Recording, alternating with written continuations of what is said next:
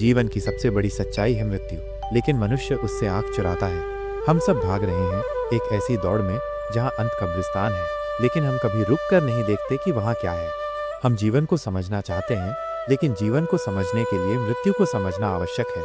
मैंने कहा, जाओ कभी किसी कब्रिस्तान में, वहां जाओ, बैठो, मौन हो जाओ, क्योंकि वहां शांति है, वहां कोई लड़ाई नहीं, वहां कोई अहंकार नहीं। जो आज जिंदा है वे लड़ रहे हैं धर्म के नाम पर, जाति के नाम पर, देश के नाम पर जिनकी कब्रें बनी हैं वो सब मौन हो गए हैं। कब्रिस्तान की मिट्टी सबको बराबर बना देती है। न कोई राजा बचता है, न कोई रंग, न कोई हिंदू बचता है, न मुसलमान, न कोई पंडित, न कोई पापी। ये मृत्यु की कृपा है, वो सबको समान कर देती है। लेकिन जीवन में हम बराबरी नहीं चाहते, हमें ऊंचाई चाहिए, दूसरों से आगे बढ़ना है, और इसी दौड़ में हम खुद को खो देते हैं। मृत्यु हमें बताती है, जो कुछ भी तुमने जमा किया वो सब यहीं रह जाएगा। गौर से सुनो, कब्रिस्तान में कुछ कहने वाले नहीं है, लेकिन वहां मौन चिल्लाता है। वो कहता है, तुम भी यहीं आओगे, क्यों इतना घमंड है।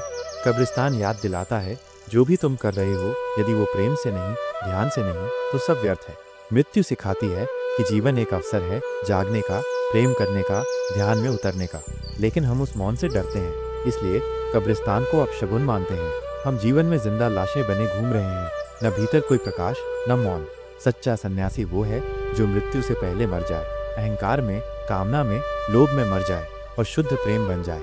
यदि आप ऐसे ही आध्यात्मिक चिंतन और अन्य महान आत्माओं की दृष्टि से जीवन को समझना चाहते हैं, तो जुड़िए हमारे साथ द भक्ति लाइन, जहां हम जीवन के मौन रहस्यों को शब्द देते हैं, जहां ध्यान, प्रेम और सत्य की बातें होती हैं। सब्सक्राइब करें, बेल आइकन दबाएं और उस यात्रा पर निकलें जो बाहर नहीं, भीतर की ओर जाती है।